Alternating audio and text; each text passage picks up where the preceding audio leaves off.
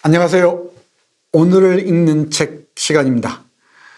마르셀 프루스트 잃어버린 시절을 찾아서 읽고 있는데요. 벌써 5번째입니다. 시작이 반이라고 했는데 이제 반에 가까워집니다. 총 12권으로 되어 있는 책을 읽고 있는 중인데요. 다음 시간이면은 꼭 절반이 지나는 셈이죠. 다시 한번 말씀드립니다마는 한국에 번역되어 있는 잃어버린 시절을 찾아서 또는 잃어버린 시간을 찾아서는 총 4종입니다. 비교적 오래전에 번역된 게 김창석 선생의 번역이고요. 국일 미디어에서 나왔습니다. 그리고 그 비슷한 무렵에 번역된 민희식 선생의 번역본이 있습니다. 동서문화사에서 나왔습니다. 이 두 분의 번역이 조금 오래됐다면은 비교적 최근에 번역된 게 우리가 읽고 있는 이 펭귄 클래식 코리아 버전입니다. 이형식 선생의 번역본이고요. 그리고 또 하나가 김희영 선생의 번역본인 민음사판이 있습니다. 근데 이건 아직 완역이 안 됐고요. 8권이 나와 있는 걸로 알고 있습니다. 제가 권하건대는 가장 좋은 방법은 직역에 아주 가까운 펭귄 클래식 코리아 버전과 그리고 가독성이 아주 좋은 많이 끊어 했다는 것을 금방 알 수 있는데요. 그리고 잘 읽힙니다. 가독성이 아주 뛰어난 김희영 선생 번역을 함께 봤으면 하는 겁니다. 이게 제가 권하는 방식인데 이건 아무래도 무리죠. 그런데 정말 잃어버린 시간을 찾아서를 헤매지 않고 저처럼 아마추어 수준에서 천천히 읽고 싶다 하시는 분들은 김희영 선생 번역이 좋을 것 같아요. 왜냐하면은 이 펭귄 클래식 코리아를 읽다 보면은 제가 첫 번째 시간에 말씀드렸습니다만은 오타들, 오식들이 너무나 많아요. 이건 정말 이래서는 안 됩니다. 이게 교정을 제대로 안 봤다는 것은 이건 직무유기죠. 완역이 돼서 이 책을 참고하고 또 직역에 가까운 번역이어서 원문에 가깝게 맛을 보기 위해서 이 책을 골랐는데 자꾸만 눈에 거슬립니다. 다시 한번 말씀드립니다만은 여러분들은 이 민음사 버전을 읽으시면서 정말 원문장은 어떤지 그 직역은 어떤지 궁금하시면은 이 펭귄 클래식 코리아 번역본을 읽으시기 바랍니다.出판사 정신 차려야 됩니다. 이러면 안 됩니다. 이러면 그 번역자에 대한 도리가 아닙니다. 도리가 정말 제가 메일이나 편지를 보내려고 몇 번이나 망설였는데 여러분들이 한번 출판사에 항의 전화 좀 해주십시오. 이게 말이 되겠습니까? 이 귀한 작업을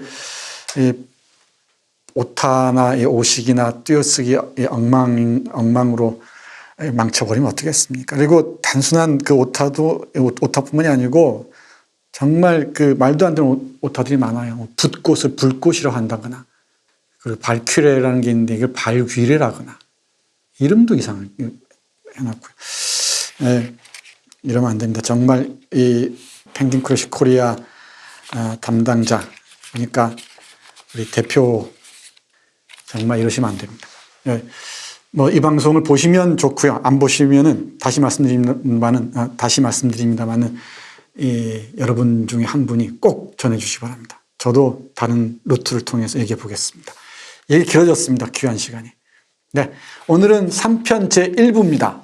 3편 제1부는 게르망트 쪽입니다. 게르망트 쪽. 우리 한번 쭉 흐름도를 보시죠. 어디까지 와 있는지 1편, 2편 지났고 이제 3편인데 3편은 전체가 게르망트 쪽입니다. 1부가 게르망트 쪽 1, 그리고 2부가 게르망트 쪽 2입니다.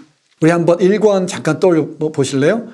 꽁브레에서 그 레오니 숙모가 사는 꽁브레에서 나와 화자인 나 마르셀과 가족들이 산책을 하죠. 산책을 하면서 두 갈래 길을 얘기하잖아요. 한쪽은 스완네 쪽으로 그러니까 증권 거래를 하는 그리고 이 새로운 부르주아 계층이죠. 그러니까 스완으로 대표되는 부르주아 계층. 이 스완네 집 쪽으로 난 길이 있었고 이게 1편이었습니다. 1편의 핵심이죠. 1편과 제2편 1부가 바로 스완과 관련된 쪽 얘기죠. 그리고 또 하나의 방향이 게르망 쪽이었습니다. 게르망트는 정말 역사가 깊은 귀족 가문입니다. 왕족들과도 아주 가까운 유럽 전역에서 상당히 유서 깊은 귀족 집안입니다. 이 게르망트 집안에 대한 환상이 있습니다. 이 환상의 실체가 무엇인지를 이제 여기 이 제3편에서 보여주기 시작합니다. 조금 지루할 수 있습니다만은 이 긴 호흡의 소설들은 그 지루한 지점들 통과해 나갈 때 그 환희가 있습니다. 엑스터시가 있습니다. 그걸 다 읽었을 때 이 환희들을 제대로 맛보시기 위해서는 이 지루함들을 견디셔야 됩니다. 그리고 하나하나 씹으면서 정말 꼭꼭 씹으면서 읽다 보면은 그 맛이 또 쏠쏠합니다. 절대 서두르지 마십시오. 그리고 다시 강조합니다만 꼭 읽으실 필요 없습니다. 그냥 제 얘기 들으시고 잃어버린 시간을 찾아서에 관한 얘기들 군데군데 많이 있으니까요. 이렇게 전체 큰 흐름 속에서 이건 이런 얘기구나 정도만 확인하셔도 좋습니다. 그리고 뭐 장담은 아니지만은 반쯤은 자신 있게 말씀드리건데 이 12번의 제 얘기를 쭉 들으시다 보면은 이건 어느 부분에 어디쯤에서 얘기하는 것이겠구나. 이 정도는 가늠할 수 있을 겁니다. 그러니까 꼭 읽어야 한다는 강박감에서 강박감 떨쳐버리시고 천천히 따라오시기 바랍니다. 그리고 혹시 책을 읽으시는 분은 천천히 꼭꼭 씹으시면서 서두르지 마시고 이 잠자기 전에 한 페이지라도 좋습니다. 몇 번씩 곱씹으면서 보시기 바랍니다. 한 달 걸려도 좋고 1년 걸려도 좋습니다. 1년, 2년 걸린 사람들이 많습니다. 어떤 사람들이 이런 얘기를 해요. 농담 삼아. 죽어야만 읽을 수 있는 책 이런 표현도 합니다. 극한의 문학이라 그랬죠. 쉽지 않을 겁니다만은 그래도 천천히. 그리고 책을 사놓으면 일단 집이 폼이 납니다.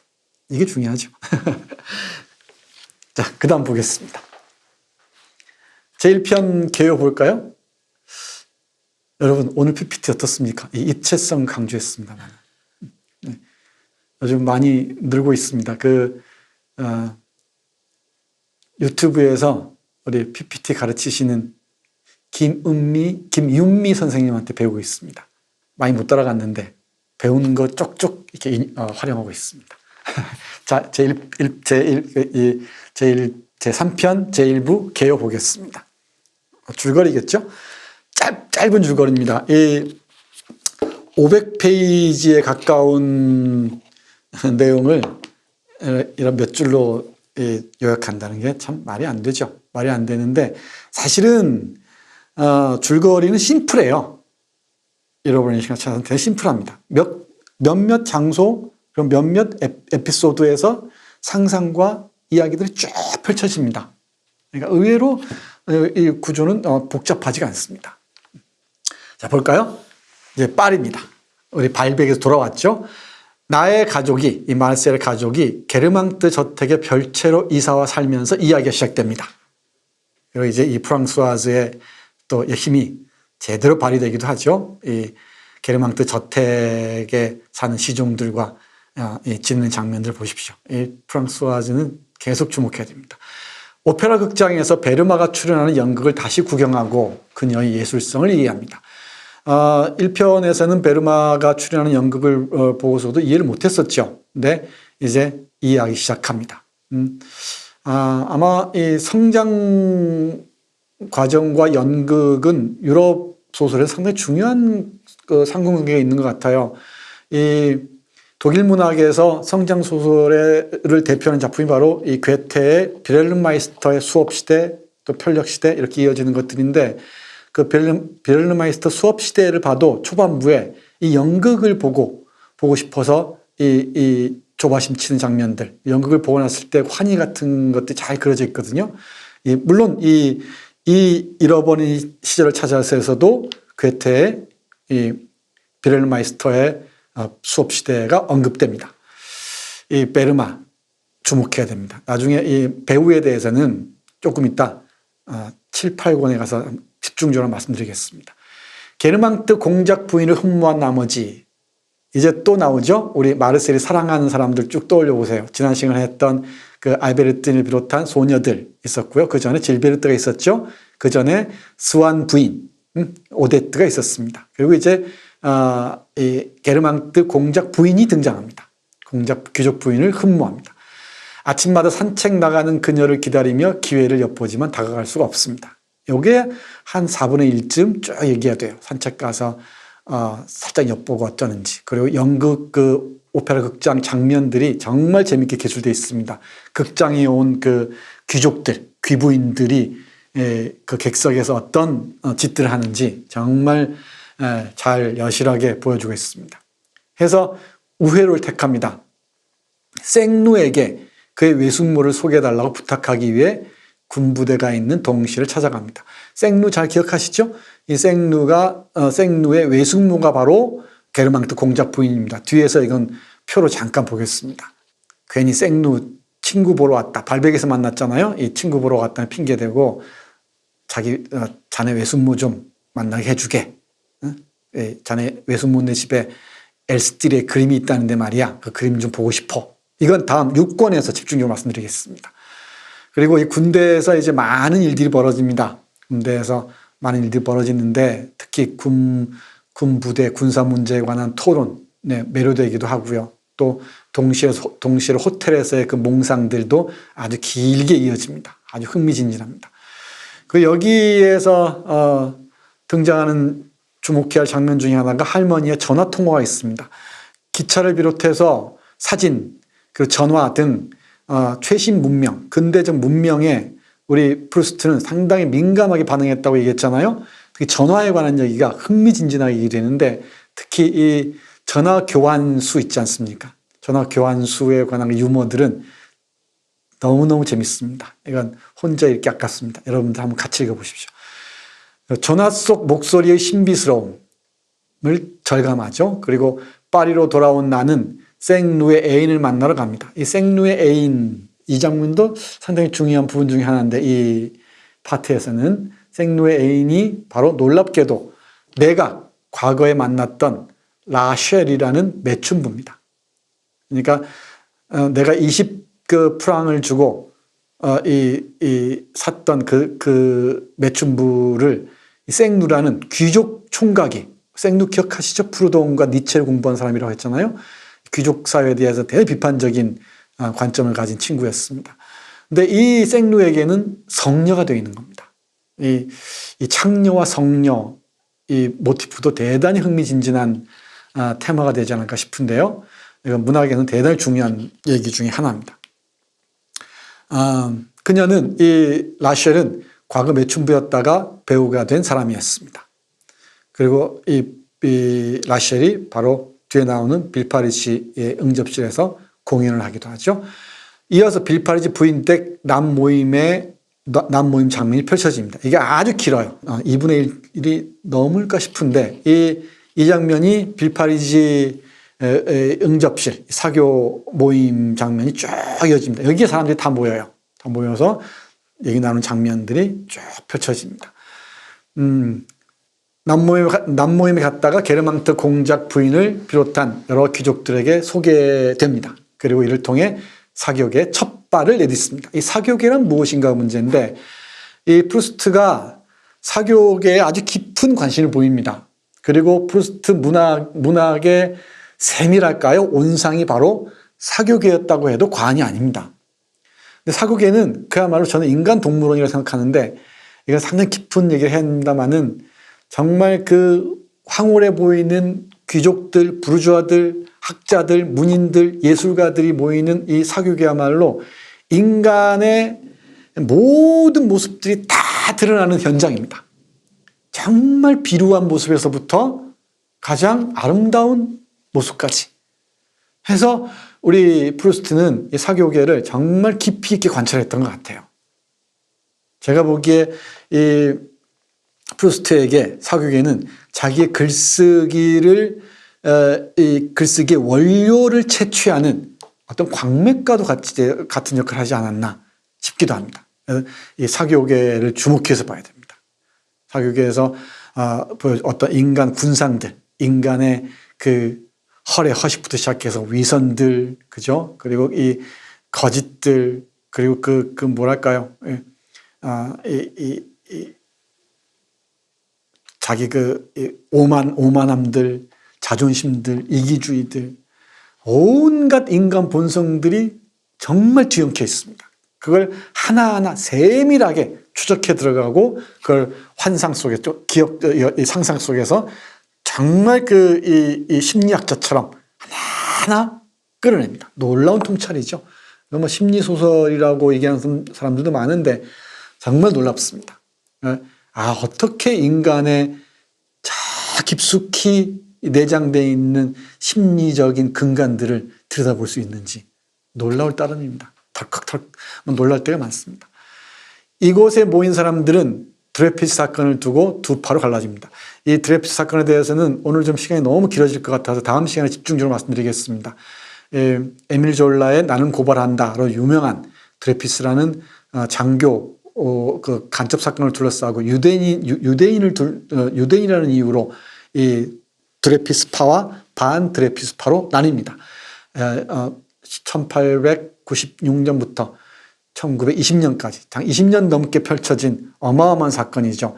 이 사상의 자유 문제, 그리고 지식인의 존재 이유 문제, 정말 많은 문제들을 둘러싼 대사건이었습니다. 이 드레피스 사건을 둘러싸고 많은 사람들이 논쟁을 벌입니다. 여기에 등장하는 사람들도 물론 드레피스를 지지하는 사람들과 반박하는 사람들, 국가주의자와 아니면 리버럴리스트들 이렇게 다 나뉘어서 논쟁을 벌이는 멋진 장면들이 있습니다. 아마 프랑스 19세기 말 20세기 초에 사상계를 압축해 놓은 듯한 아주 기가 막힌 이 토론들이 펼쳐집니다. 얘기가 나온 김에 말씀드리자면은 제3편 제1부의 시간적 배경은 대략적으로 추측컨대 럴 전쟁 얘기가 나온 걸 봐서는요. 1896년, 97년, 98년 요 무렵부터 1904, 5년 요 무렵까지가 아닌가 싶어요. 계략적으로 이 시기를 강타했던 게 바로 드레피스 사건이기도 하고요. 그리고 마지막에 짧게 할머니 얘기가 나오는데 할머니가 샹젤리제에 있는 공중 화장실에서 졸도합니다. 이건 6권, 그러니까 제3편 제2부에서 할머니의 죽음으로 이어지는데 할머니의 죽음이 얼마나 깊은 충격으로 닿았는지는 다음 시간에 말씀드리겠습니다. 이상 개요였습니다. 그러면 이 개요를 좀 세분해서 보겠습니다. 이 무대를 쭉 따라가다 보면은 작품이 훨씬 수월하게 와닿을 때가 있습니다. 무대는 처음에는 파리입니다. 게르망트 저택 집으로 이사 와서 살게 되었다는 얘기들이죠. 여기에서 이제 산책을 하면서 게르망트 부인을 만나기를 호시탐탐 노립니다. 마르셀은 동시에르로 이제 이 생루를 찾아가죠. 목적은 물론 그 조카를 통해서 우리 게르망트 공작 부인을 만나게 해달라는 부탁을 하기 위해서입니다. 드레피스 논쟁이 펼쳐지고요. 할머니와 통화가 나옵니다. 아주 중요한 통화죠. 그리고 파리로 돌아온 다음에 파리 교회로 가서 파리를 라셸이라는 여성과 만납니다. 물론 그 생루와 함께 가죠. 이 라셸은 생루에게는 성녀입니다. 물론 마르셀에게는 매춘부이자 지금은 뭐 허접한 배우입니다만은 그리고 빌파리지 부인의 응접시입니다. 이 번역본의 표기법에 따르면 빌르파리지라고 얘기했었죠. 이 빌파리지 부인의 응접시. 이 외래어 표기법에 맞게 표기하기로 하겠습니다. 오늘부터는. 그리고 할머니의 병환 얘기가 뒤에 짧게 이어집니다. 어렵지 않죠? 어렵지 않습니다. 동서는 단출한 편입니다. 인물은 대략적으로 보겠습니다. 게르망트 공작 부부가 나오고요. 게르망트 공작의 이름은 바쟁이고요. 공작 부인의 이름은 오리안느입니다. 그리고 빌파리지 부인, 그리고 마르셀의 아버지와 어머니, 그리고 할머니, 그리고 프랑스와즈 잊지 마십시오. 쥐피행이라는 재단사가 나오는데 제3편 제1부에서는 아주 그 약방의 감초 역할을 톡톡히 합니다. 블록 기억하시죠? 기회주의적인 유태인이었습니다. 르그랑댕 1군에서부터 계속 나오는 사람입니다. 대단히 기회주의적이고 위선적인 사람처럼 보이기도 하는데 이런 사람들이 또 의외로 인간의 그 심리의 핵심을 보여줄 때가 있죠.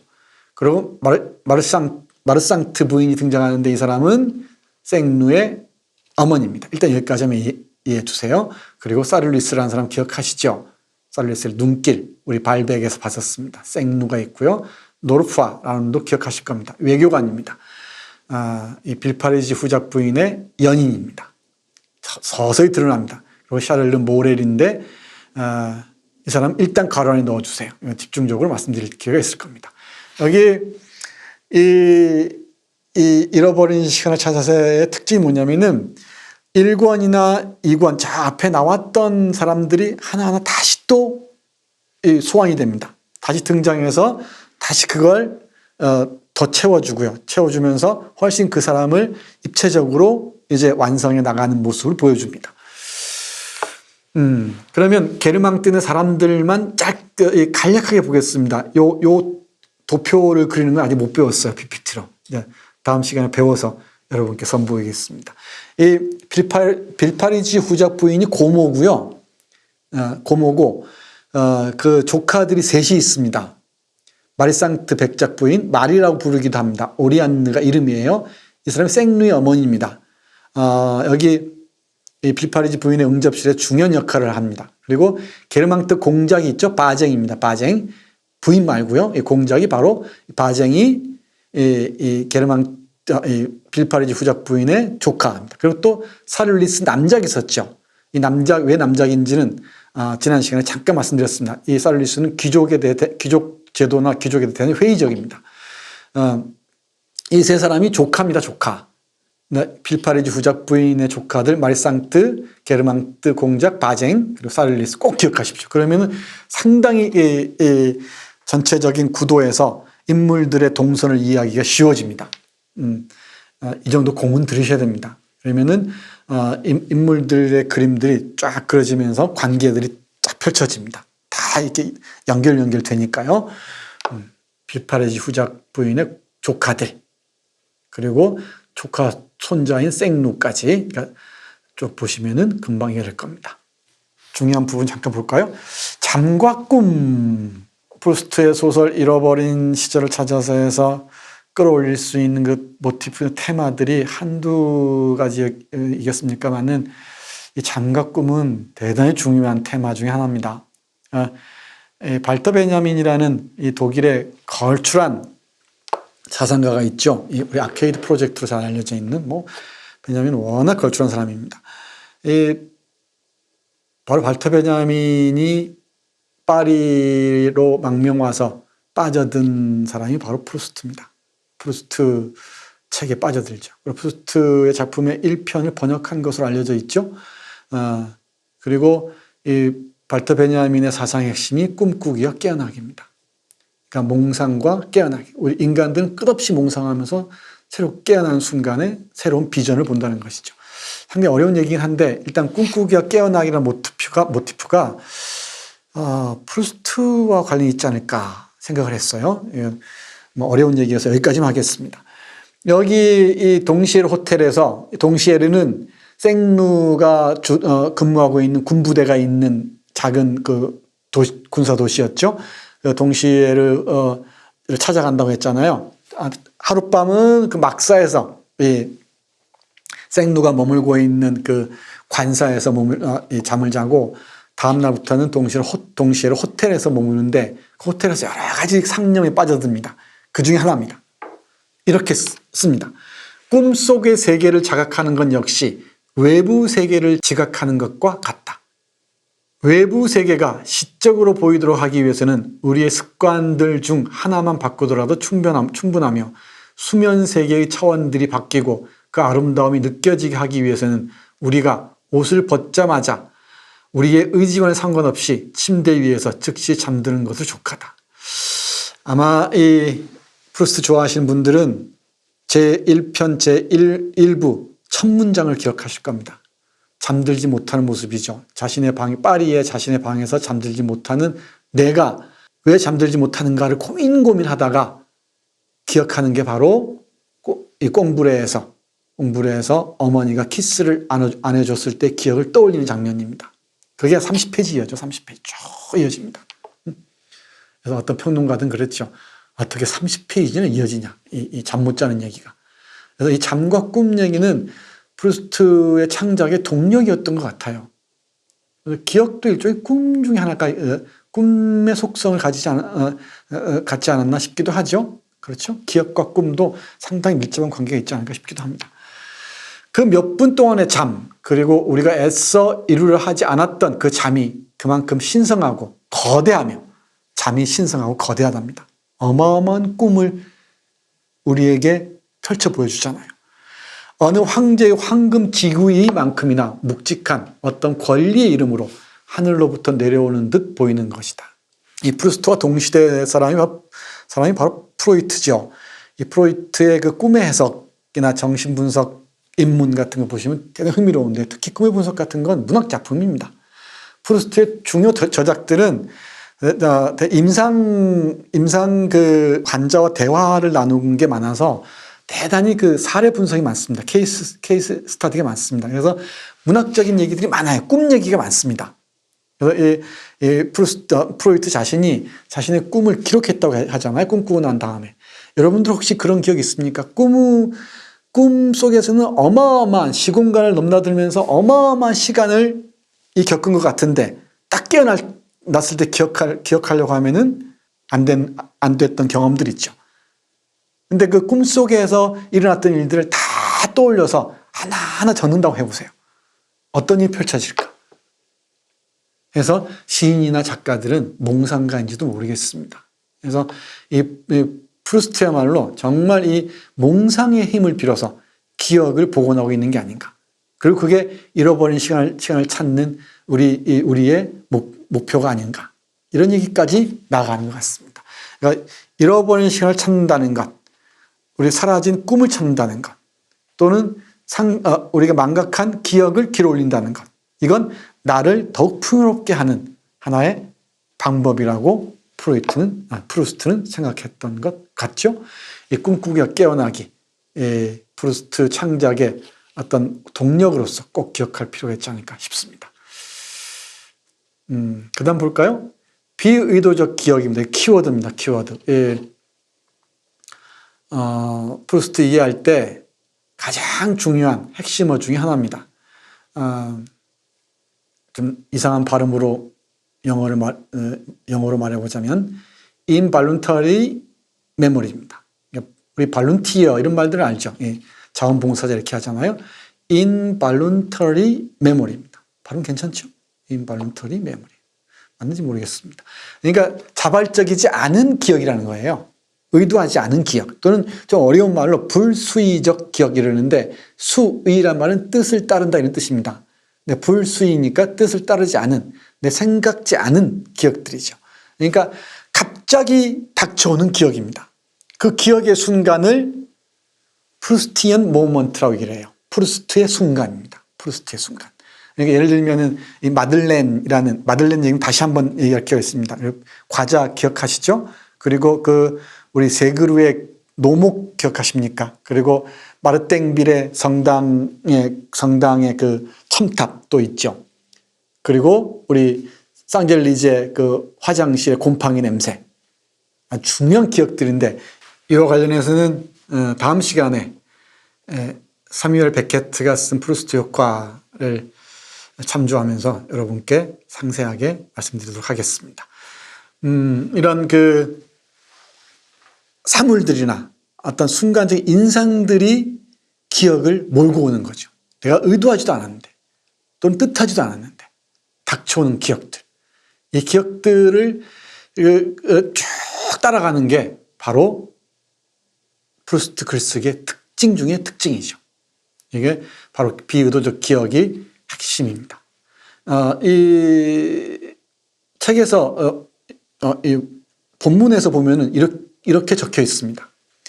우리는 순간적이고 우발적인 몇몇 특정 인상들이 그러한 생리적 와해 현상보다 얼마나 더 섬세한 정확성으로, 얼마나 더 가볍고 더 비진료적이고 더 현기증을 일으키고 더 필연적이고 더 영원한 날갯짓으로 우리를 과거의 어느 시절로 데려가는지 보게 될 것이다. 이겁니다, 이거. 그러니까 순간적이고 우발적인 몇몇 인상들이 있죠. 인상들, 순간적인 인상들이 있습니다. 그 인상들이 우리를 비물질적이고 가볍고 비물질적이며 현기증이 날 정도로 아득하면서 더 반또 필연적이고 또 영원한 그런 어린 시절로 데리고 간다는 얘기죠. 그러니까 우연히 스친 나무 한 그루, 또 우연히 스친 어느 풍경 풍경 하나, 그리고 우연히 스친 얼굴 하나가 우리를 저 먼 기억으로 데리고 간답니다. 그리고 그 먼 기억들을 하나씩 길어 올리는 게 자신의 글쓰기의 핵심이라는 것이죠. 이 비의도적 기억 꼭 기억해 두시기 바랍니다. 네, 꿈과 잠과 꿈, 비의도적 기억 둘 다 대단히 중요한 개념 아닌 개념입니다. 비의도적 기억은 개념이라고 얘기할 수 있겠네요. 근데 프루스트 작품을 읽을 때 반드시 염두에 둬야 되지 않을까 생각합니다. 자, 그다음 그 문명의 이기에 대해서 프루스트가 각별한 관심을 기울였다고 했죠. 특히 전화가 그렇습니다. 정말 재밌는 장면이 펼쳐집니다. 이 동시에르에 와서 할머니와 통화하는 장면들을 길게 보여주고 있는데요. 물론 당연히 전화 교환원을 통한 전화죠. 그러니까 전화 교환원들이 중간에 끼어들고 이러잖아요. 마녀들의 얘기들을 그 유머러스하게 표현하는 것도 아주 재밌습니다. 이 프루스트가 바라본 이 근대 문명 요 부분만 골라서 얘기해도 참 재밌을 것 같습니다. 기차에 관해서는 지난 시간에 짧게 말씀드렸었는데 정말 재밌고요. 전화도 재밌습니다. 사진도 재밌고요. 네, 볼까요? 전화를 두고서 찬탄할 만한 마법이라고 얘기합니다. 근데 이 문장은 대단히 중요합니다. 왜냐하면 할머니하고 멀리 있는 파리에 있는 할머니 전화로 하잖아요. 근데 얼마나 신기하겠어요. 근데 그게 바로 할머니가 곧 돌아가실 것이라는 걸 예감합니다. 하나의 복선 같은 거죠. 그리고 이 전화가 바로 어쩌면 저승과 이승을 연결해주는 하나의 상징적인 이 사물로 등장하기도 합니다. 참 중요한 구절입니다. 보시죠. 저쪽에 있는 이는 그 정다운 사람이고 할머니입니다. 할머니. 할머니에 대한 애정이 대단히 절절합니다. 절절합니다. 우리에게 말을 건네는 것은 그의 음성이다. 하지만 그 음성은 얼마나 멀리 있는가. 그토록 내 귀 가까이에서 들리던 음성의 주인인 그 여인을 장시간 동안 여행하지 않고는 볼 수 없다는 사실 앞에서 내가 마치 가장 달콤한 접근의 허상 속에 있는 기만적인 것을, 그리고 손을 뻗기만 하면 붙잡을 수 있을 듯 보이는 순간에도 사랑하는 이들로부터 우리가 얼마나 멀리 떨어져 있을 수 있는지를 더욱 절실하게 느끼기라도 하는 듯 극도의 괴로움 없이는 그 음성에 귀를 기울일 수 없었던 때가 그 몇 번이었던가. 그토록 가까이에서 들리는 음성은 엄연한 이별 상태 속의 실질적 현존이다. 엄연한 이별 상태의 현존이다. 그러나 영원한 이별의 예행이기도 하다. 영원한 이별의 예행 연습이기도 하답니다. 이때 전화라는 그 문명의 이기를 보고서 우리 프루스트는 찬탄할 마법이라고 했고요. 이건 이승과 저승을 상상하게 하는 매개물이기도 했던 것 같습니다. 네.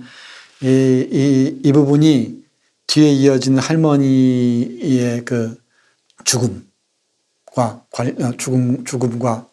연결되면서 의미심장한 문장으로 남습니다. 네, 전화 기억해 두시기 바랍니다. 한번 볼까요? 네, 드레프 사건도 얘기해야 되고 할 얘기가 많은데 그건 게레망토 쪽 2부에서 말씀드리도록 하고요. 살롱 또는 그 사교계, 이분 앞에 잠깐 말씀드렸었죠. 예. 제가 좀 인간 동물원이라고 폄하하는 듯한 발언을 했는데 꼭 그런 것은 아니고요. 사실 그 궁정 문화, 살롱 문화, 사교계 문화가 이 유럽 그 예술, 예술과 철학의 진원이었다는 것도 우리는 충분히 참고를 해야 됩니다.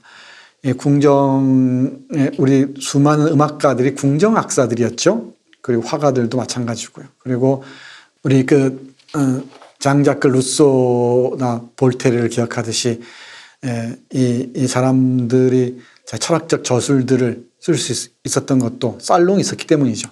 살롱에서 깊이 있는 토론이 펼쳐지고 거기에서 어떤 예술 행위가 예술에 관한 논의가 이어지고 그랬던 것이죠. 그게 유럽 문화의 어떤 산실이 되는 자리를 제공했던 것 같습니다. 물론 18세기의 살롱 문화와 19세기 살롱 문화는 엄연히 다릅니다. 프랑스 혁명을 전후해서 전혀 다른데 이에 대해서는 다음 기회에 상세하게 말씀드리도록 하겠습니다. 짧게 앞당겨 말씀드리자면은 이제 그 살롱에서 응접실로 옮겨오면서부터는 이제 다양한 계층들이 응접실에 모여들기 시작하죠. 부르주아부터 시작해서 귀족까지. 물론 이 프랑스 혁명과 자본주의의 영향 때문이겠죠. 아무튼 프루스트는 이 사교계에 드나들면서 인간들의 다양한 면모들을 관찰하기 시작합니다. 그리고 그 내면 심리들을 읽어내면서 자신의 글쓰기를 더 풍요롭게 해나가죠. 그럼 프루스트가 인간 동물원 사교계를 어떻게 읽어내는지 앞으로 좀 더 주목해 주셨으면 좋겠습니다. 그리고 오늘 얘기한 제3편 제1부는 바로 빌파리지 후작 부인의 응접실이 중심에 놓여 있다는 것도 염두에 두시기 바랍니다. 네, 마르셀 프루스트의 잃어버린 시간을 찾아서 5번째 시간 마치겠습니다. 고맙습니다.